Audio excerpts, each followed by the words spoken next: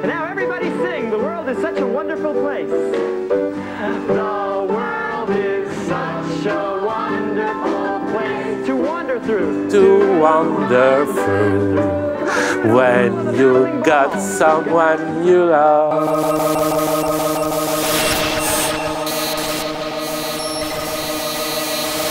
Love is the sweet expression of life. It is the supreme content of life. We want to be so thankful for this friendly world. Thank you very much. Il était une fois une déesse qui s'appelait Amaterasu. Amaterasu était la déesse du soleil. Un jour, Amaterasu, que ce soit par peur ou par colère, se retira dans la grotte céleste. Et elle bloqua l'entrée de la grotte avec une pierre. L'univers était plongé dans la nuit. Les autres dieux tentèrent de la convaincre de ressortir. Ils argumentèrent longtemps. Mais c'était en vain et la lumière ne revint pas. C'est alors qu'apparut la déesse Uzume. Uzume posa sur le sol et sur les branches de l'arbre Sakaki des colliers de pierres précieuses. Puis elle déposa un miroir devant l'entrée de la grotte. Elle monta sur un baquet renversé et commença à danser. Puis elle se déshabilla lentement, en rythmant son striptease de mouvements joyeux, faisant éclater de rire les 800 dieux regroupés autour d'elle. Intrigué, Amaterasu sortit de la grotte et demanda la raison de tout ce boucan. Uzume fit un geste en direction du miroir et répondit que les dieux se réjouissaient d'avoir trouvé une déesse plus belle qu'Amaterasu.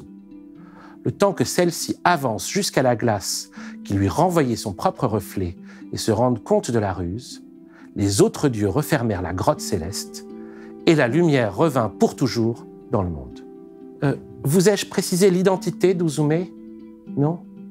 Uzume est la déesse du rire.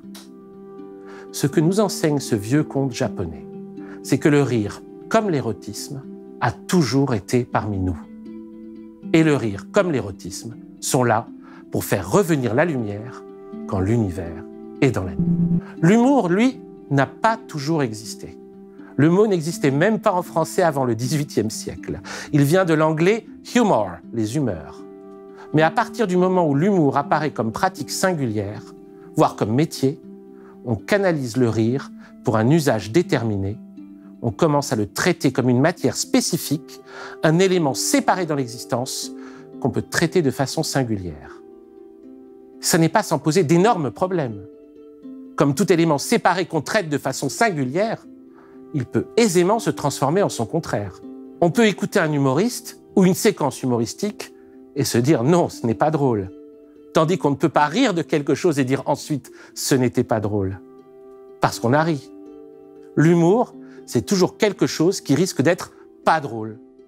Et souvent, c'est le cas. Andy Kaufman, l'homme dont on va parler aujourd'hui dans la fin du film, n'est pas un humoriste. C'en est même l'exact contraire. N'importe qui est un humoriste à côté de lui, n'importe qui est plus humoriste que lui. Pire, Andy Kaufman s'est entêté à montrer que l'humour, non seulement pouvait ne pas faire rire, mais que l'humour pouvait même être l'ennemi du rire, que l'humour pouvait entraver le rire, que l'humour pouvait boucher les canaux par lesquels le rire pouvait passer. Pire ou mieux, Andy Kaufman est un homme qui a utilisé l'absence d'humour comme ressort comique et comme stratagème pour provoquer une illumination, une épiphanie, une révélation. Andy Kaufman a été le sujet d'un biopic réalisé par Milos Forman en 1999, Man on the Moon. Le biopic est un genre généralement mauvais, parfois même exécrable. On ne compte plus les biopics qui ne servent strictement à rien et semblent n'avoir été réalisés que pour capitaliser sur l'intérêt que le public porte à une célébrité, Coluche, Gainsbourg, etc., etc. Ce n'est pas le cas de Man on the Moon. Man on the Moon est un des rares biopics qui soit recommandable et même nécessaire.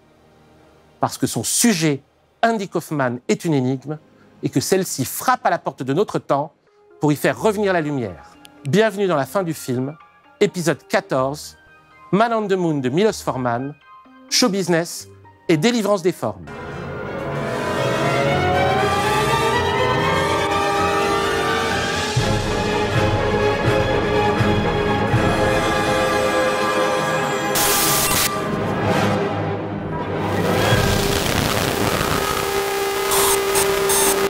Le logo de la production Universal apparaît, mais sans son thème musical habituel, avec le morceau March and Fanfare, chanté par le groupe The Bobs.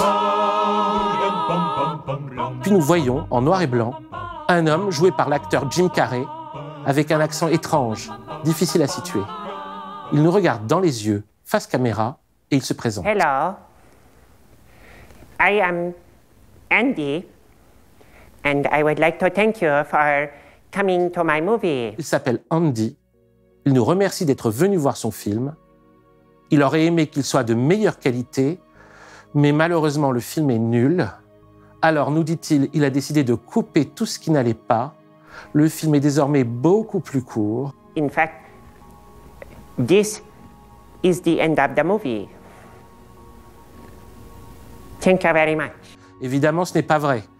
Andy va attendre, insister, mettre un disque, faire partir le générique de fin, tout éteindre, puis il va revenir. Et on va plonger dans une sorte de vie reconstituée d'Andy Kaufman, magnifique, bouleversante, très mystérieuse également. It's not true. Today's special guest, Mr. Bear. What's up, Mr. Bear? Andy? Oh. Got to stop. Our house is not a television station. There's not a camera in that wall. Mais à partir de ce moment, alors que je reconstituais le récit du film, je me suis dit que ça n'avait pas de sens. Pas de sens du tout. Pas de sens de raconter le film. Pas de sens d'essayer de décrire quelque chose qui n'a de sens qu'à être vu. La vie reconstituée d'une personne dont on n'arrive pas à savoir qui il est vraiment et dont il a fait du questionnement sur l'identité la matière même de son art. La puissance du mystère d'Andy Kaufman vient du fait que, selon les mots même d'Andy Kaufman, il n'y a pas de vrai Andy Kaufman. Et ces mots sont redits dans le film, mais pas par lui, par Courtney Love, qui joue alors sa compagne, Lynn Margulis. There isn't a real you. Cela fait partie du paradoxe d'un film comme celui-ci. Les scénaristes de Man on the Moon, Scott Alexander et Larry Karajewski, en ont parlé. Ils eurent même par 2 fois des crises d'angoisse lorsqu'ils l'écrivirent. Quelque chose se mettait à disparaître. Nous ne savions plus de quoi le film parlait.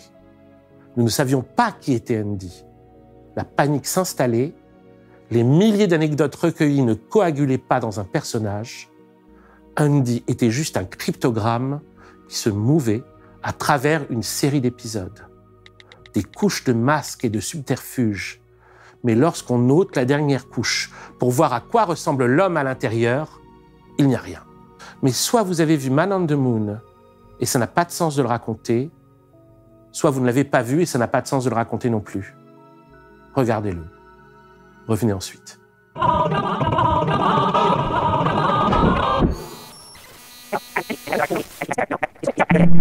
Qu'est-ce qu'on va faire ici aujourd'hui?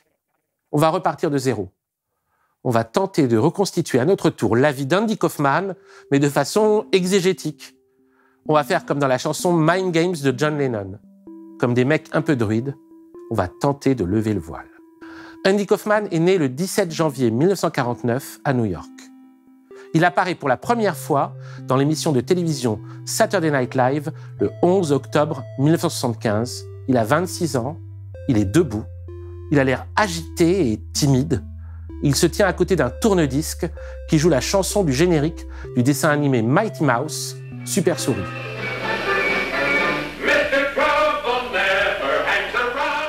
Il se contente de faire un playback des paroles « Here I come to save the day ». Le voici pour sauver la situation, prononcé par Super Souris à 2 reprises sur cette chanson d'1 minute 30.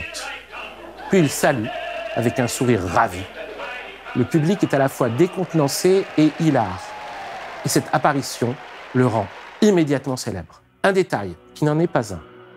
Andy Kaufman suivait la pratique de méditation transcendantale promue par le Maharishi Mahesh Yogi. Dans le film Man on the Moon de Milos Forman, c'est le Maharishi Mahesh Yogi qui conseille à Kaufman de faire rire à partir du silence. Is there a secret to being funny?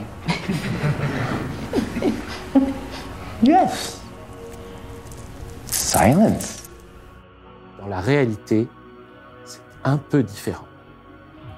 Le Maharishi Mahesh Yogi est un homme dont on ne connaît pas à ce jour la véritable identité. C'était au départ un serviteur, le serviteur du Swami Brahmananda Saraswati, plus connu sous le surnom de Gurudev, le Shankaracharya, soit la personne occupant la fonction initialement dévolue au mystique indien Shankara de Jyotirma. Né dans une famille de brahmanes, Gurudev a, lui, suivi une authentique formation de gourou. Une formation de gourou, c'est des années d'ascétisme très strict, en l'occurrence 30 ans de solitude totale et de silence. Puis il a accepté la fonction spirituelle de Shankaracharya en 1941, une fonction qu'il occupera pendant 12 ans, jusqu'à sa mort en 1953, date à laquelle il la lègue à son successeur, le Swami Shantanand Saraswati. N'étant que son serviteur et non son successeur, le Maharishi est dégoûté, alors il décide de quitter l'Inde. Il va voyager à travers le monde en enseignant une pratique qu'il prétendra avoir héritée de son maître, la méditation transcendantale. C'est un énorme business. La MT va devenir très populaire dans les années 60 et elle continue encore aujourd'hui, bon an mal an, avec des centres pour la paix et avec des stars qui officient comme porte-parole. L'enseignement du Maharishi a pour caractéristique d'occuper plusieurs champs différents. La santé, la politique, la science et l'éducation. C'est son disciple, John Ageline, qui proposera une théorie du champ unifié auquel la pratique de la méditation transcendantale amènerait, ainsi que celui du vol karmique. Vol karmique qui, s'il était pratiqué simultanément par 1% de la population mondiale, sauverait le monde. En 1994, en France, fort de la pratique du vol karmique, des disciples du Maharishi Mahesh Yogi se sont même présentés aux élections européennes sous le nom de Parti de la loi naturelle. On les appelait plus familièrement les yogis sauteurs. Il faut une France forte pour contribuer à la paix et à l'unité de l'Europe. Une France forte, c'est une France sans chômage, sans criminalité, sans maladie, sans pollution, avec le minimum d'impôts et de charges sociales. Cette France que chacun appelle de ses voeux est possible si on agit à la source des problèmes. Pour cela, il faut une atmosphère de cohérence et d'harmonie que seul un groupe permanent de 7000 experts du vol yogique est capable de créer rapidement. Tous ensemble, créons une France forte dans une Europe unie en votant pour le Parti de la loi naturelle. Les yogis sauteurs, c'était cocasse. Alors certes, comme beaucoup d'artistes remarquables, à commencer par les Beatles, avant leur contre-illumination à Rikikesh, les Beach Boys, le chanteur Donovan ou plus tard David Lynch, Andy Kaufman a été pendant plusieurs années un disciple fervent du Maharishi Mahesh Yogi. Il a questionné à plusieurs reprises le Maharishi Mahesh Yogi sur la valeur spirituelle de l'humour. Hélas, si l'on en croit la biographie d'Andy Kaufman, Lost in the Funhouse de Bill Zem, les réponses que lui a données le Maharishi sont très différentes de celles qui apparaissent dans le film de Milos Forman. Le Maharishi conseillait les programmes joyeux, les films au happy end. Surtout rien de triste, rien de sombre, rien de bizarre.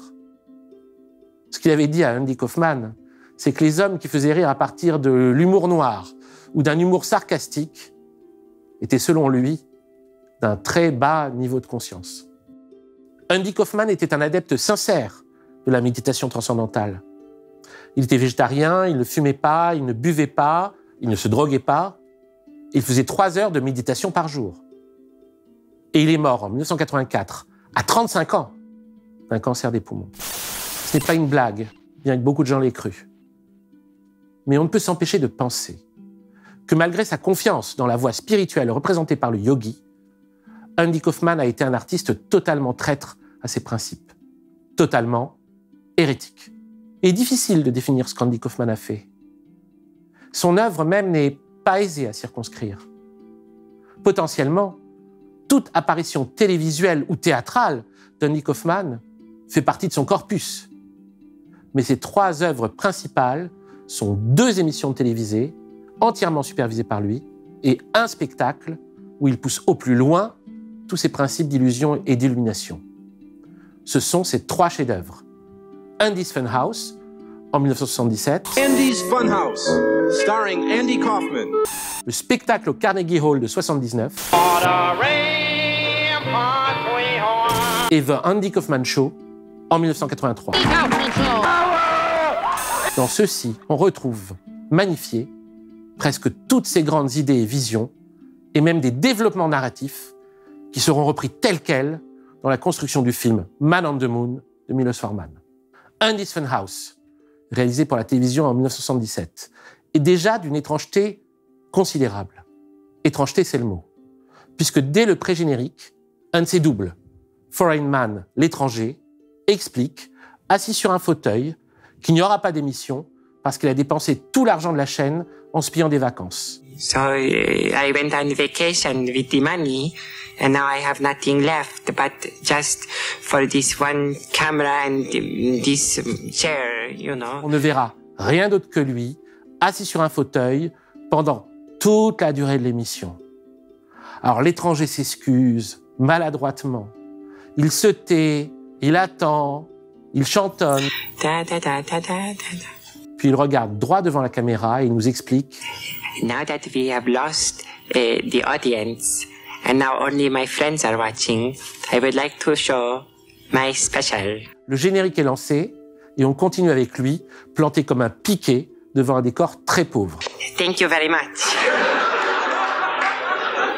Il enchaîne les blagues ratées et les imitations lamentables. I was on the freeway and you know it was so much traffic, it took me an hour and a half to get here. Raté parce que ces blagues n'ont jamais de rythme et rarement de chute. Lamentable parce que toutes ces imitations de stars sont filtrées par son propre accent, ce qui fait qu'on n'entend pas la voix de l'imité, mais l'accent de l'imitateur. And now I would like to imitate Ed Sullivan.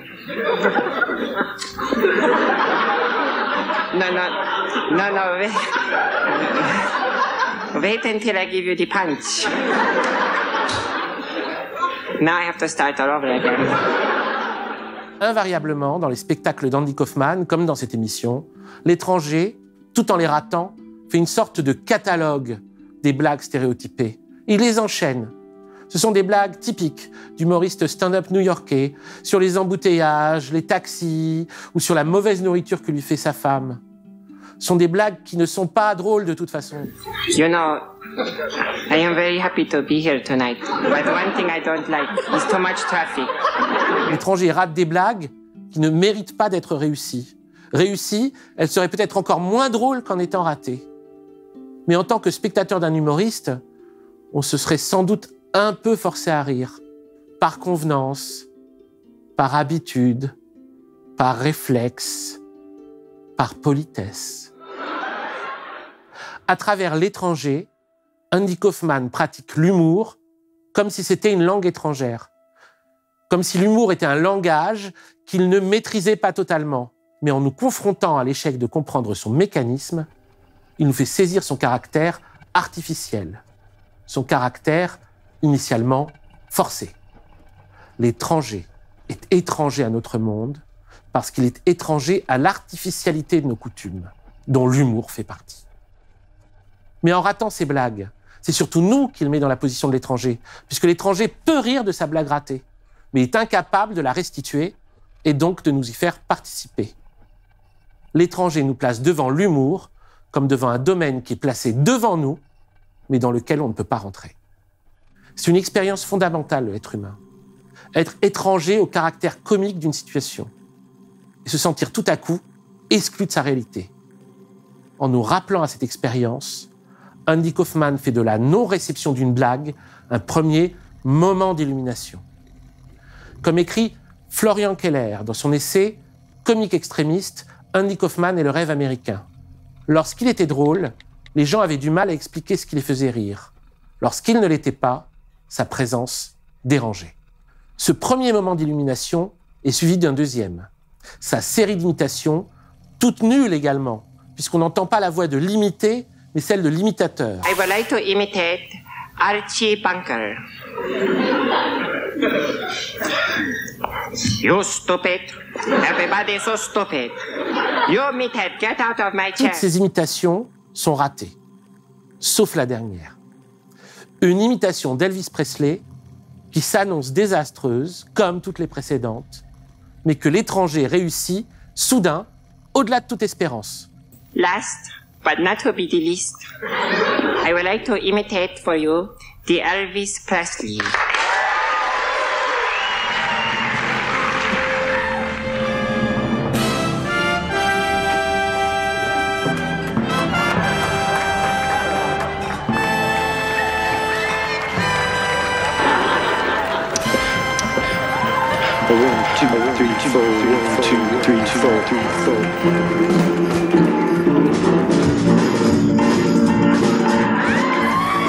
Et le public devient extatique.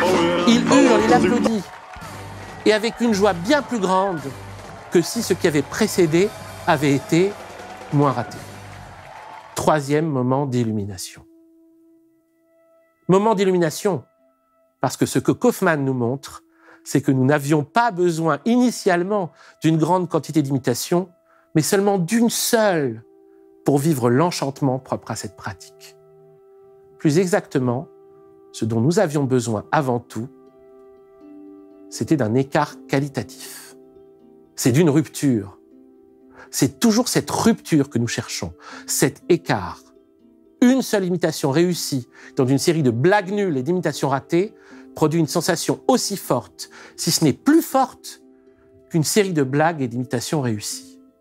Parce qu'elle nous fait éprouver cette sensation d'écart qualitatif et surtout qu'elle soulage un sentiment de manque. Elle reproduit le fonctionnement du plaisir, qui est celui de la libération d'une tension. Après cette introduction, l'émission Andy's Funhouse continue dans le format pseudo-conventionnel du talk show à l'américaine, avec des interviews d'invités qui pataugent. You just were on a trip to Russia. Yes, I was. I went to Russia. I went to all of Eastern Europe, to Poland, to Finland, to Norway, to Sweden. Des sketchs qui ne sont pas vraiment, des petites chansons malingres, et cerise sur le gâteau, des sautes d'images et un passage de neige télévisuel. Okay, ladies and gentlemen, it is my pleasure to present Chubby Rosalie. Selon une des sources, c'est la neige télévisuelle. Et ce sont les sautes d'images qui le firent refuser en 1977 par la chaîne. What is this? Decent TV. No. That's part of the show. This is part of the show. Tell Kaufman, this network will never air this program. Pour finalement le diffuser 2 ans plus tard, en 1979, lorsque Kaufman est devenu momentanément célèbre grâce au sitcom Taxi. Selon une autre source, c'est parce qu'on ne savait pas qui était le vrai Andy Kaufman dans tout ça. Et c'est vrai que l'animateur de cette émission montre plusieurs visages. Il est la plupart du temps très gentil. Okay, we're going to sing a little song right now.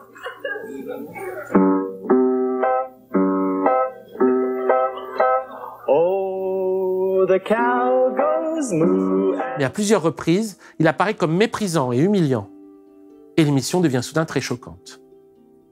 En particulier dans une séquence qui s'appelle The Has-Been Corner. Now it's time for the Has-Been Corner. Okay, on this week's Has-Been Corner, we have Gail Slobodkin. Dans The Has-Been Corner, Andy Kaufman invite une actrice qui aurait dû réussir, qui avait tout pour réussir, qui a eu un début de succès, qui s'est brutalement interrompu et qui finalement a échoué dans sa quête de la célébrité. Just wonderful. Thank you. Okay. What was it like when you first realized that you weren't going to make it in show business? And, how did you feel when you first realized this? Well, it was a gradual process. It just happened gradually, and I wasn't really aware of it. Yeah? How does it feel to be a has-been? Et Andy Kaufman, passant alors de la mièvrerie continuelle à une méchanceté sadique, en rajoute des tonnes pour l'humilier. I just decided that where I really belonged was in front of the lights. Yeah. Well, that's great. I hope that you make it. Thank you. I really do. Personally, I don't think you will.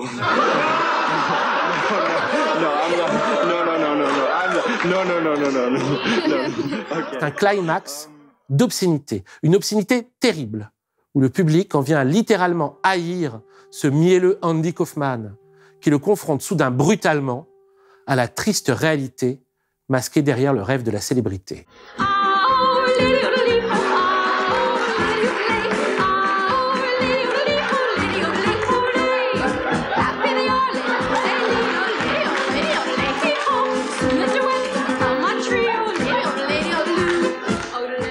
jusqu'au moment où on vient se demander si cet invité existe réellement.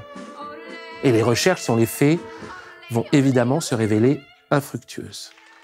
Cette has-been est un personnage d'actrice imaginaire, joué par une complice de Kaufman. Mais cela n'enlève rien au sentiment de malaise qui s'est malgré tout installé en voyant un autre visage de ce présentateur qui se donnait initialement comme quelqu'un de très très gentil.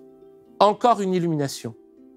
Ce que Kaufman vient de nous montrer dans Andy's Funhouse, c'est que notre angoisse principale concernant une personnalité publique, c'est l'impossibilité d'avoir accès à son identité réelle. Laurent, salut. J'avais... Tire. Je tire tout de suite. Je tire tout de suite. Tu cours. Je vais appeler les flics. J'appelle les flics. Pourquoi? Pour m'avoir attaqué? Pour m'avoir attaqué? Oui, oui. Séparez-moi de ce monsieur. Nous voyons une star, nous voulons l'aimer. Mais qui est-elle vraiment? A-t-on raison de lui faire confiance? Foreign Man, l'étranger, va devenir la création de personnage la plus populaire d'Andy Kaufman.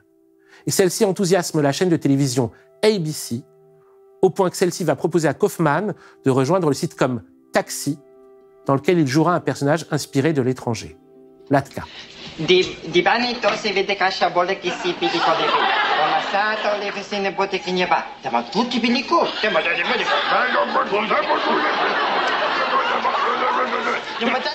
Taxi commence en 1978 et s'arrête en 1983. Andy Kaufman haïssait notoirement les sitcoms, leurs rires enregistrés, leurs situations stéréotypées. Selon Bob Zmuda, son complice, qu'il écrit dans son livre de souvenirs Andy Kaufman Revealed, Andy considérait que les sitcoms étaient une des formes de divertissement les plus ignobles perpétrées dans les sociétés modernes. Mais Andy jouera quand même dans Taxi.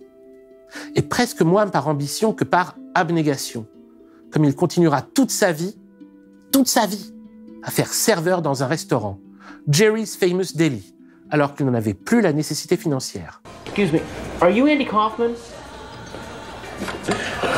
I get that all the time. Andy Kaufman a quand même posé une condition à sa présence dans Taxi. Celle que Tony Clifton, un obscur chanteur de Las Vegas, grossier, médiocre et prétentieux, soit invité à participer au sitcom.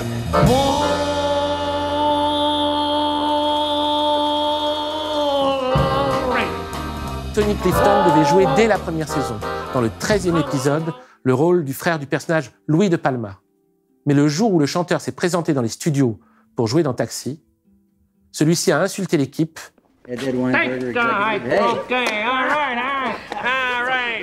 saccagé le décor, et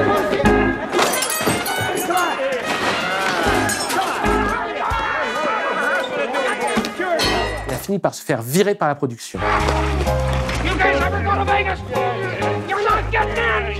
Un journaliste du LA Times, providentiellement présent, a photographié et raconté l'incident dans la presse. Bien entendu, tout le monde a pensé qu'il s'agissait d'Andy Kaufman lui-même, déguisé. Et bien entendu, Andy Kaufman a refusé de l'admettre. À partir de ce moment, Tony Clifton ne va pas cesser d'apparaître, que ce soit sur scène ou à la télévision. Il va permettre à Andy Kaufman de se métamorphoser en un de ses contraires.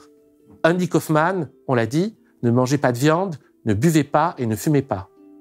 Sauf quand il endossait le costume de Clifton, et alors il faisait les trois.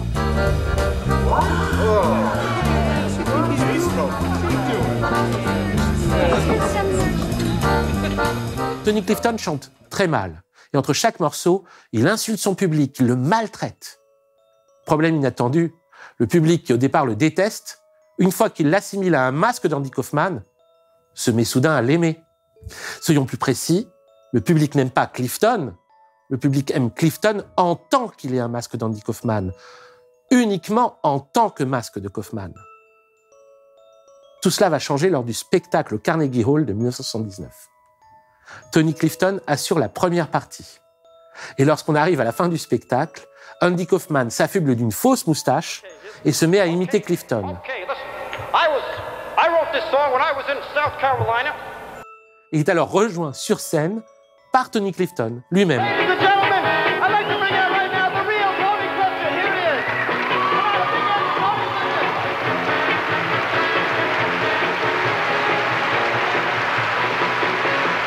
Et Kaufman se met alors à chanter en duo avec son double, sans doute joué à ce moment par son complice Bob Zmuda. Ce retournement de situation n'est pas sans poser d'énormes problèmes. À partir du moment où Clifton n'est plus Kaufman, il redevient de nouveau au public très difficile de l'aimer. Parce que potentiellement, il est l'homme horrible qu'il semble être et que seule l'idée qu'il est un masque de Kaufman permet de rendre aimable. Tony Clifton devient alors le réceptacle de cette demande du spectateur, l'identification du personnage et de son acteur. Et cette identification est une demande morale. Si on ne sait pas qu'il y a derrière Clifton, alors peut-être ne peut-on pas se permettre de l'aimer. On ne peut pas aimer Clifton, mais on peut aimer quelqu'un qui fait Clifton.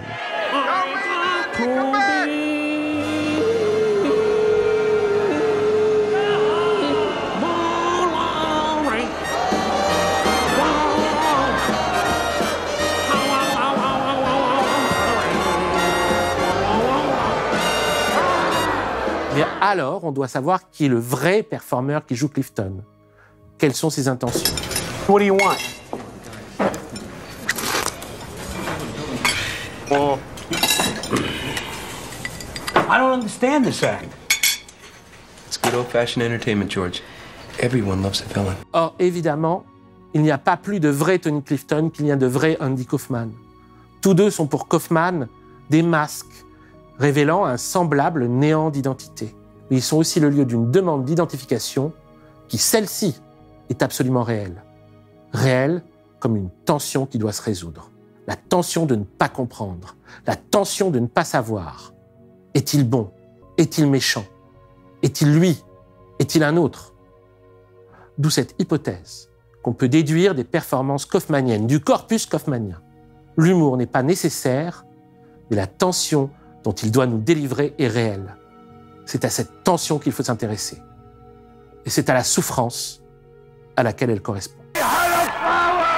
Dans la dernière séquence d'Andy's Funhouse en 1977, Andy invite en grande pompe une star authentique, ce sont ses mots. First television personalities ever on television.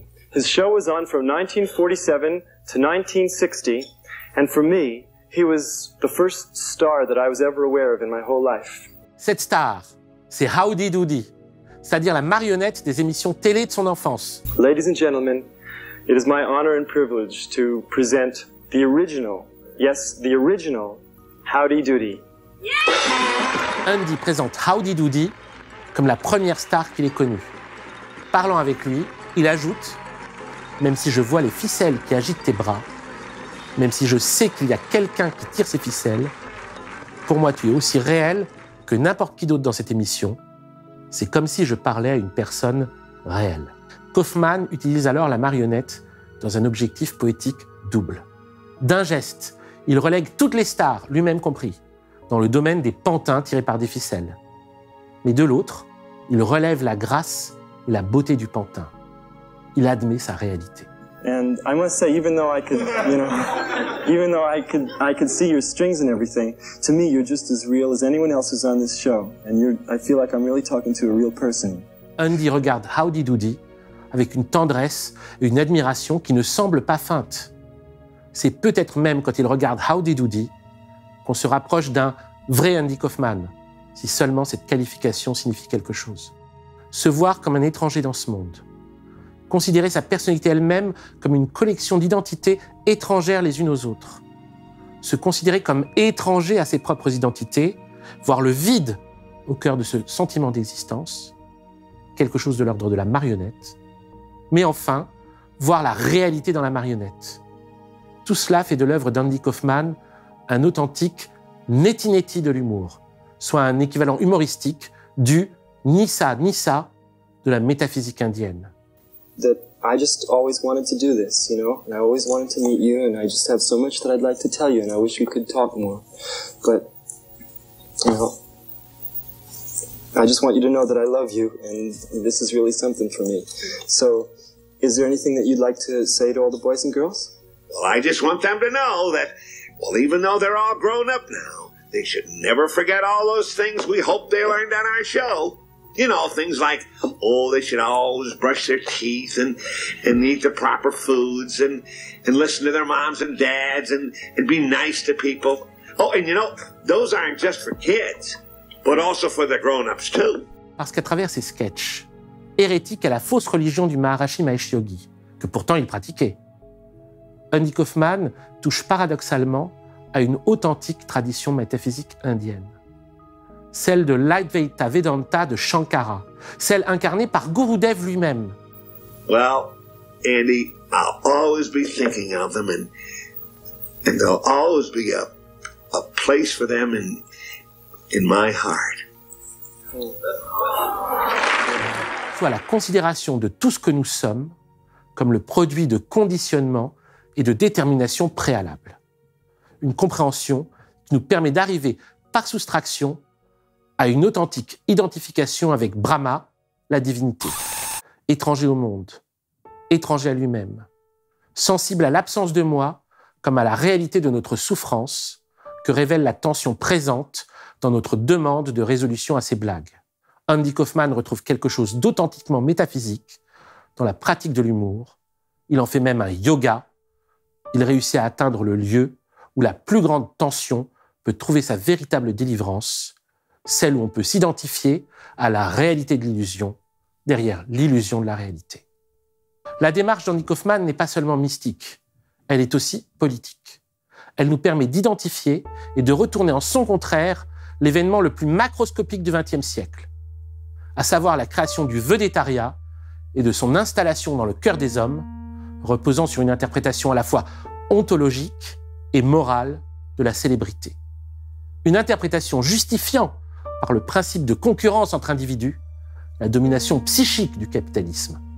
C'est ça, le show business. Si depuis les commencements de l'Empire jusqu'au XIXe siècle, seul le souverain était comparable à une étoile ou un soleil, le XXe siècle, en faisant proliférer les stars, a fait en réalité proliférer les organes de pouvoir et a rendu sempiternelle cette concurrence entre tous, inoculant une souffrance et une désolation que l'on a fini par éprouver dans nos corps même. Le XXIe siècle opère dialectiquement la synthèse des deux mouvements, hiérarchisant la souveraineté sous les principes de la visibilité, de sa médiation. Le show business présuppose tout d'abord que c'est en fonction d'une différence quantitative d'être que l'humanité est hiérarchisée. Une personne devient célèbre parce qu'elle est davantage reconnue comme quelqu'un que les autres. Elle se détache du lot, quoi. Bien sûr, les acteurs, les stars ont été le crash test de cette expérience. Mais celle-ci s'est ensuite étendue aux musiciens, aux intellectuels, aux hommes politiques. Enfin, à travers la télé-réalité, puis les réseaux sociaux, à tout le monde. Nous sommes tous des influenceurs. Nous sommes tous des youtubeurs. Ce qui, par déduction, fait de nous tous également des has-beens en puissance. Et cette vidéo ne fait pas exception. Au moment où vous la regardez, il n'y a que deux choix qui se présentent à vous. Soit vous regardez un has-been en puissance, soit vous regardez un has-been tout court. Dans un monde régi par la concurrence, le show business, comme lieu d'évaluation des êtres, implique pour la personne qui s'y consacre de se conformer à une image d'elle-même qui lui permette de s'imposer sur autrui. Elle lui implique de s'imposer par un plus d'être. C'est ça ce que j'appelais la dimension ontologique. On doit être plus quelqu'un que quelqu'un d'autre. Or, cette course à la domination par la personnalité est aussi vaine que la recherche du pouvoir. Comme la recherche du pouvoir, elle ne peut produire que du manque et de la souffrance. Ce qui fait que le show business est impossible. Nous ne serons jamais quelqu'un, nous ne vivrons jamais que dans l'illusion d'être quelqu'un. Et c'est à partir de cette illusion de personnalité que ce monde pourri peut continuer. C'est à partir de l'illusion du moi que la course à la notoriété peut entraîner une adhésion implicite à ce qui fait que le capitalisme continue sempiternellement à s'exercer. En jouant sur l'impossibilité de trouver sa véritable personnalité, Andy Kaufman révèle l'illusion fondamentale à partir de laquelle la concurrence peut s'effectuer, et il dissout à sa racine même ce qui fait que ce monde peut continuer à être. Il sape le principe de domination. Alors c'est très difficile de dire ce que Kaufman a fait. Ce qu'on peut dire, c'est ce qu'il a défait.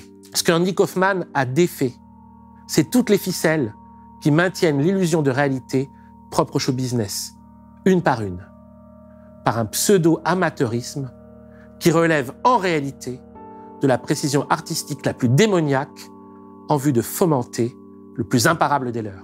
C'est dans son spectacle au Carnegie Hall en 1979 que Andy Kaufman va pousser la cruauté du show business à son maximum pour mieux la renverser. Le spectacle au Carnegie Hall est son deuxième chef-d'œuvre, après Andy's Funhouse.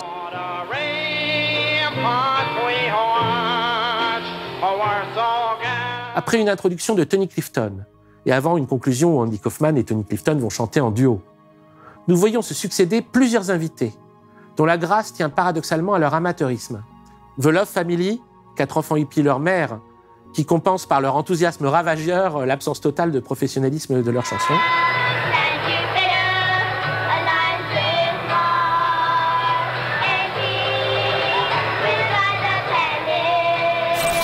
Et un chanteur de rue qui chante Happy New Year. Happy New Year! Happy New Year! Puis c'est la projection d'un obscur court-métrage publicitaire des années 30. Marianne, où des cow-boys chantent I've got spurs that jingle, jungle, jingle, pendant que des cowgirls dansent en levant la jambe et en sautillant avec des chevaux de bois. Après la projection, Andy Kaufman invite à monter sur scène la dernière survivante de Marianne. Eleanor Cody Gould! C'est une vieille dame de plus de 70 ans, Eleanor Cody Gould, dont évidemment personne n'a jamais entendu parler, et à qui Kaufman demande, avec une politesse obligeante excessive, à la limite de l'incorrection ou de la prise d'otage, de refaire son numéro de jambes en l'air avec son accessoire grotesque à tête de cheval. Okay, back with us tonight, right? Okay. And you know what? We're gonna have you do a little dance for us now. We have a reasonable facsimile thereof of the horse that you used in that movie. La dame finit par accepter. Alors que Kaufman fait progressivement accélérer l'orchestre qui accompagne sa danse de septuagénaire fatigué, Eleanor succombe soudain à une crise cardiaque.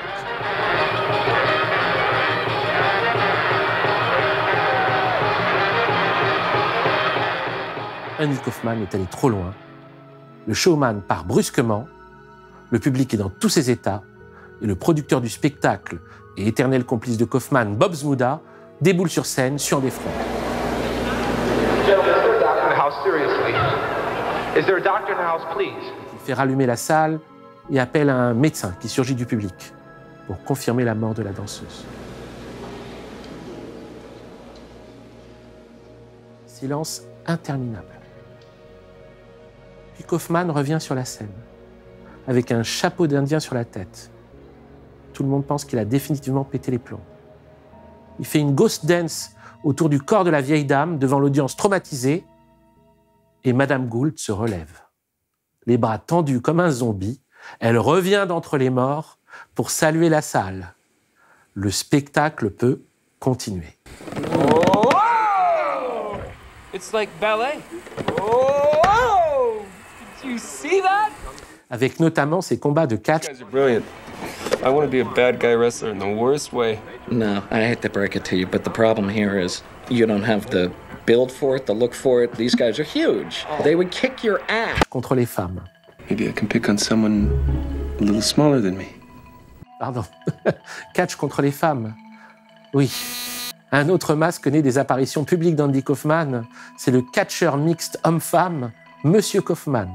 Déjà testé lors de ses spectacles, Monsieur Kaufman, le catcheur, apparaît à la télévision pour la première fois le 20 août 1979 dans l'émission Tomorrow Show. Women are superior to men in many ways.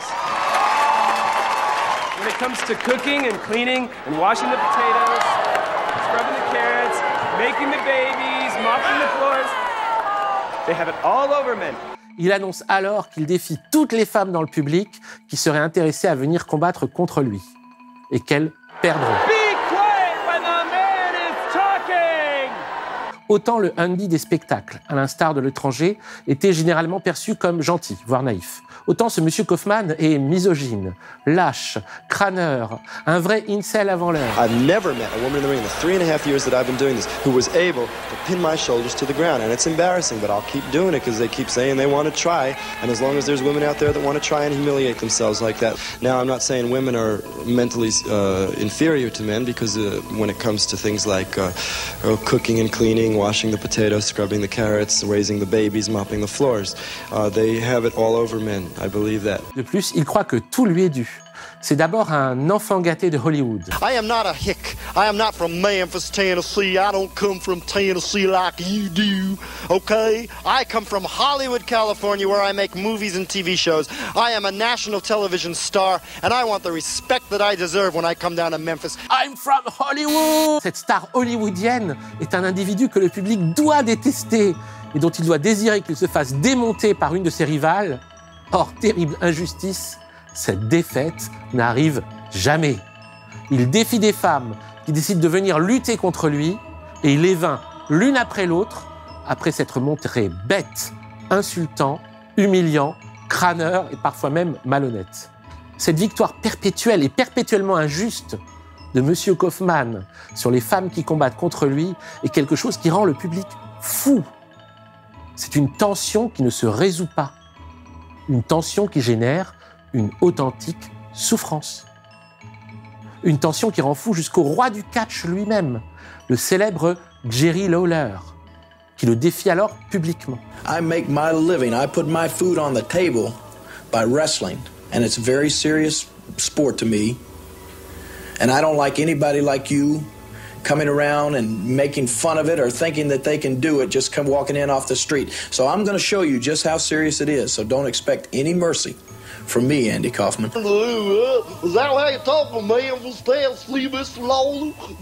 Un combat est organisé entre Jerry Lawler et Andy Kaufman le 5 avril 1982, sur la scène du Mid-South Coliseum, le stade de Lawler à Memphis.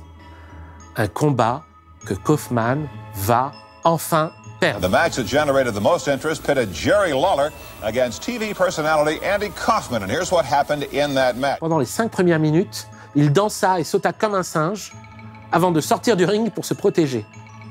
Lawler laissa ensuite Andy lui faire un headlock. Andy fit un headlock à Lawler qui le souleva et le jeta derrière lui. Il lâcha plutôt fort. Puis il l'attrapa pour lui faire un pile driver, une prise illégale, à 2 reprises. On aurait dit qu'Andy avait la nuque brisée. Il resta KO pendant quelques minutes avant de se réveiller. Le public sifflait et criait. Ils étaient vraiment heureux qu'Andy soit blessé. Andy va ensuite porter une minerve pendant plusieurs mois. Il la porte même sur le plateau du Late Night with David Letterman le 28 juillet 1982. Où le présentateur confronte alors les deux catcheurs. Andy s'énerve alors contre Lawler. If you were a man, you'd apologize to me right now, but you're just poor white trash. And so I guess, that's too lofty a concept, for you. I mean, what are you gonna do? Il crie, il enchaîne les insultes qui sont bipées par la chaîne. You are a f***ing okay? Il annonce qu'il va poursuivre Lawler en justice. Il est plus antipathique et ridicule que jamais.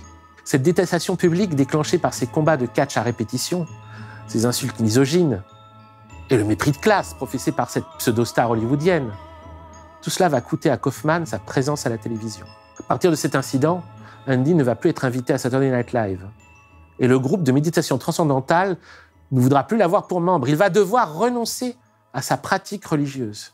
Please, do this. You've got to let me attend these classes. It's what keeps me balanced. It's apparently not working. Il va même perdre son rôle dans le sitcom Taxi, l'obligeant à regretter un travail qu'il n'avait pourtant pas cessé de détester.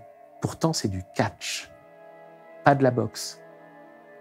C'est-à-dire un jeu artificiel sur une violence artificielle. Un jeu sur l'illusion. Les femmes, qui alors le défient dans le public, sont toujours ses complices.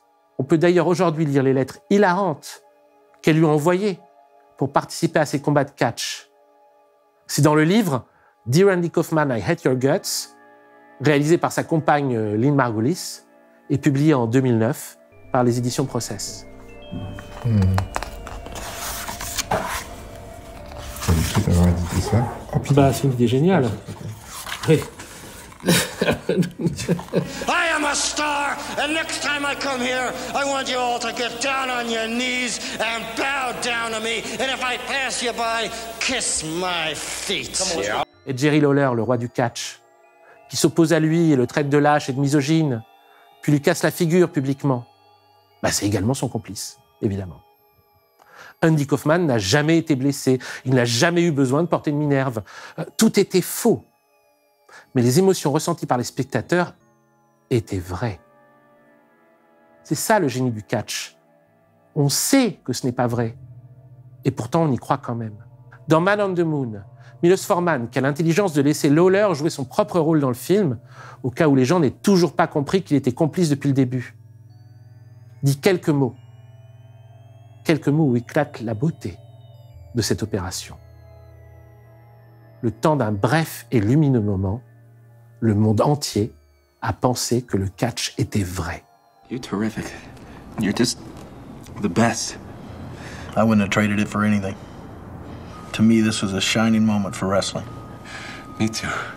And it was a shining moment for behavioral science. Mais c'est également la folie publique déclenchée par Kaufman. On sait rationnellement qu'il ne croit pas un mot des horreurs qu'il dit. Pourtant, on croit que c'est le cas quand même. Le catch, c'est un système d'illusion canalisé, une expérience de l'illusion qui ne dépasse pas le cadre de l'illusion. Mais en portant la puissance du catch dans le monde des médias, Kaufman transgresse un interdit, celui de faire semblant de croire à la réalité de ce qui se dit et de ce qui se fait au sein de la sphère médiatique. Kaufman le catcheur, c'est le symbole du show business perçu lui-même comme un simulacre auquel on ne peut pas s'empêcher de croire, alors même qu'on sait qu'on est en train d'en éprouver même la pure irréalité. L'accomplissement traditionnel, tel qu'il est décrit dans les grands textes de la métaphysique indienne, passe par la délivrance des formes, qui est d'abord une libération hors des déterminations et des limitations qui nous enferment dans la croyance de notre identité. La notion d'ego, qui s'exprime par les termes de moi et de mien, s'applique à tout ce qui est le non-soi, explique Shankara. C'est à cette surimposition que tu dois mettre un terme. Pour en venir à bout, il ne faut compter ni sur les armes, ni sur le vent, ni sur le feu, ni sur les œuvres indéfiniment multipliées. Rien ne peut trancher ces liens, si ce n'est la merveilleuse épée de la connaissance. L'art d'Andy Kaufman est celui de la délivrance des formes, mais il l'applique dans un domaine qui n'est pas supposé le recevoir, celui du show business, qui ne peut perdurer que dans l'illusion collective qu'il repose sur une réalité. En faisant basculer le show business dans le monde du catch, Andy Kaufman renvoie implicitement toute apparition télévisuelle que l'on considère comme réelle à la sphère de l'illusion. Et c'est sans doute le plus grand interdit qu'il transgresse, la croyance la plus commune dont il devient l'hérétique. La croyance que les gens croient à ce qu'il dit sur les plateaux l'interdit de montrer que tout le monde joue toujours un rôle. Pourquoi cherche-t-il à nuancer ? Ah, vous allez voir.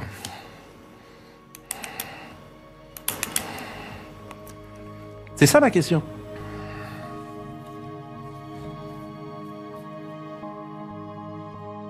Monsieur Finkielkraut ? Je vais répondre. Tout de suite, là ? Ah bah ça oui. a commencé ? Ben oui, ça a commencé. L'émission a commencé ? Ben, on est à l'antenne depuis 5 minutes. Et c'est une croyance structurelle. Pourtant, la parole prononcée à la télévision est toujours à la parole de vérité ce que le catch est à la violence. Un simulacre. Aujourd'hui, CNews et C8 ne font que pousser à son pinacle le simulacre d'une authenticité de l'opinion et de la personne qui la professe, qui sont au cœur de tout spectacle de divertissement, de toute émission de télévision. La parodie a pris la place de son modèle. Je vais répondre. Tout de suite, là ? Ah bah ça oui. a commencé ? Ben oui, ça a commencé. L'émission a commencé ? Ben, on est à l'antenne depuis 5 minutes. Parodie, c'est le mot. Pascal Praud, 2 fois par jour, c'est comme si Tony Clifton s'était vu soudain confier un talk show en prime time. C'est une parodie ayant pris vie, une caricature de la réalité qui s'est substitué à la réalité. Vos anciennes émissions de radio. Et il a réussi à vous faire chanter plusieurs classiques de la chanson française. C'est génial. Et là, aujourd'hui, on entend Claude François, repris par Pascal Praud. Alors que ce n'est pas du tout vous, c'est votre intelligence artificielle. Vous pouvez reprendre aussi Michel Sardou. Petit garçon, je veux pas semer le son. C'est génial. Quelle est la relation avec vous maintenant? Mais c'est ma voix. Et c'est sa voix. C'est sa voix. C'est modifié pour en faire une autre. C'est sa voix. Non mais écoutez. La vie, c'est plus marrant, c'est moi, désespérant. Je reconnais ma voix. Je peux faire du playback? Quand elle se déshabillait, j'ai joué le vieil habitué. Écoutez. En chantant, l'amour, c'est plus marrant, c'est moi, désespérant en chantant. Une dernière?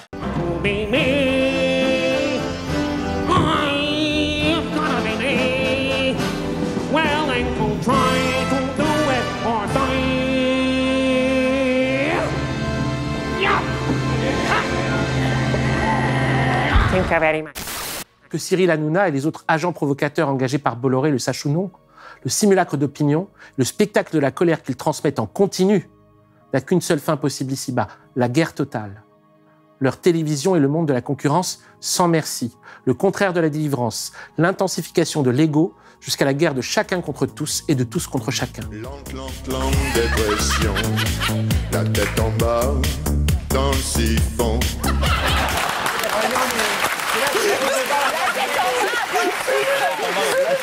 Vous n'avez pas entendu les paroles? Lente dépression, la tête en bas dans le siphon. Ce qu'ils font, c'est toujours du show business. Mais le show business ayant pris la place de la réalité, la situation créée par eux est devenue apocalyptique. C'est comme si Andy Kaufman avait vraiment frappé des femmes. Le show business n'a d'autre destin que de s'autodétruire. Et ce que nous pouvons faire, c'est l'encourager à s'autodétruire. C'est l'aider à le faire avant qu'il ne nous détruise, qu'il se suicide tout seul. Et c'est ce qu'a fait Andy Kaufman dans son 3e chef-d'œuvre, The Andy Kaufman Show, en 1983. Mais alors là, il faut décrire, tant elle est ténue, la tactique de celui-ci. Tout d'abord, The Andy Kaufman Show commence brutalement, en plein milieu d'un fou rire. Now join the Andy Kaufman Show, already in progress. C'est un fou rire qui a lieu pendant le sketch d'un vieil homme à casquette, qui fait de grands gestes devant un public, mais alors fou de joie. Andy Kaufman lui-même a beaucoup de mal à faire cesser ses larmes d'hilarité. Mais il se reprend et achève l'émission. Il remercie tout le monde. I want to thank Tony. I want to thank you people out there and you people at home. Il chante une chanson de fin de spectacle alors que défile le générique de fin. Well, it's time to say goodbye. Goodbye, everybody. Thank you. Good night. Good night. Copyright, écran noir, fin de l'émission. Puis The Andy Kaufman Show recommence avec un générique de début. Time for the Andy Kaufman Show with special guest comedian Elaine Boozmer, nutrition expert Dr. Et Andy Kaufman rentre de nouveau sur scène et commence une chanson de début de spectacle. Hi to you and hi to everyone. Il avertit le spectateur qu'un peu plus tard, il aura besoin d'une feuille transparente et d'un marqueur. Il fait une démonstration sur un écran noir et il dessine des points qu'il demande au spectateur de relier qui forment un escalier sur lequel il lui est possible de monter et de descendre. Okay, now you have your magic screen on your television set. Okay, now, or your saran wrap, just keep it on the television set, take out a crayon or your magic crayon, okay? And now trace this line, okay?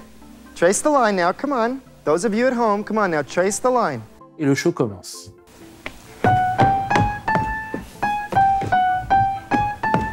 Isn't this fun? See how much fun? See how much fun we have when we trace the line and we do it the way we're supposed to do it? See how much fun we have? Dans un faux direct très appuyé, avec des invités, un public, des jeux et des surprises.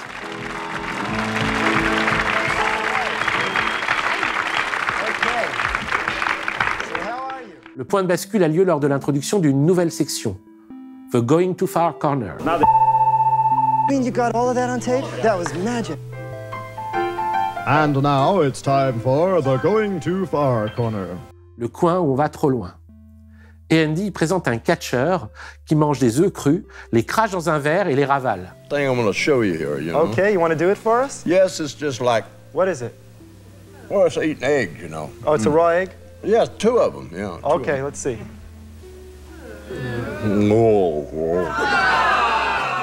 Le public est alors scandalisé. Andy Kaufman est allé trop loin.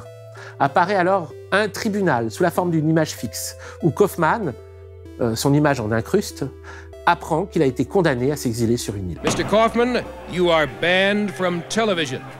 Alors qu'une image nous montre le public de son show déchaîné, faisant la fête maintenant qu'il n'est plus là, rompant la règle du faux direct.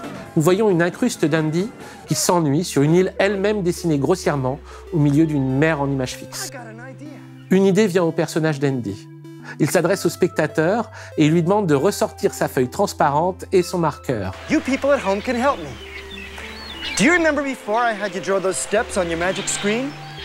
Well, this time, this is what you do. You see those dots? Okay, now connect the dots.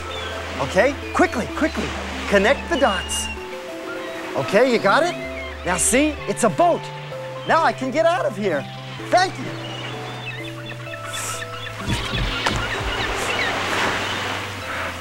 Okay.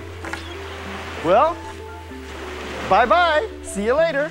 À cet instant, 2 spectateurs apparaissent, joués par Janice et Stanley Kaufman, les véritables parents d'Andy Kaufman. What's he doing now? Oh, he's playing with the medium. L'émission peut reprendre. Et Andy invite alors le vieil homme à casquette que nous reconnaissons comme celui du sketch qui commençait l'émission. Ladies and gentlemen, here is one of the funniest men I know, Martin Harvey Freeberg.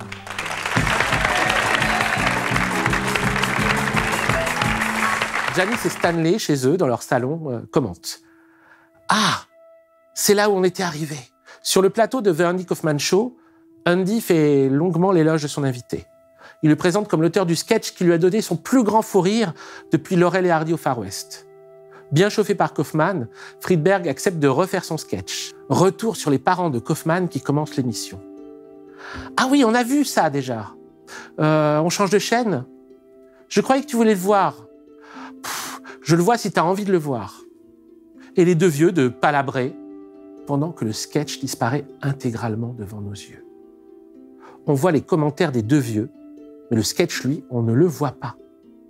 Quand l'action revient sur le plateau de Kaufman, le show reprend exactement là où il avait commencé. Sur les fous rires du public, alors que le vieil homme à casquette fait de grands gestes. Et l'émission va jusqu'à son terme. Elle aura été ouverte et fermée sur les fous rires d'un sketch dont nous avons été privés. Le sketch a eu lieu, mais pas ici. Le rire a eu lieu, mais pas pour nous, pas de ce côté-ci. La totalité des séquences mises en place dans l'émission n'aurait eu donc pour seul objectif que de nous empêcher de rire. Petite anecdote, cette émission d'Andy Kaufman, je l'ai montrée à un ami il y a 15 ans environ. Et lorsqu'il a compris ce qui était en train de se passer, précisément au retour du fou rire sans le sketch, il s'est levé de son siège et il m'a dit « C'est hyper flippant ce que tu es en train de me montrer, hyper flippant. » Oui, ça l'était. Ça l'est. Parce que cela renvoie au fait qu'on ne peut pas s'empêcher de croire à quelque chose qui n'existe pas, encore et encore. Pour cela, il suffit qu'on finisse par admettre la présence d'une tension dont on attend la résolution, même si celle-ci est artificielle. Artificielle comme la tension générée par CNews qui entraîne chez ses spectateurs une demande de résolution. Ce dont le fascisme a besoin, ce n'est pas qu'on croie à ses mensonges, c'est qu'on se rende sensible à la tension qu'il instaure, même à titre de divertissement. À partir du moment où cette tension s'installe, c'est plié, on attend sa résolution. Ce qu'il faut, c'est se rendre insensible à sa tension. Mais pour cela, il faut méditer beaucoup, longtemps, sur les racines de l'illusion, l'impossibilité d'être.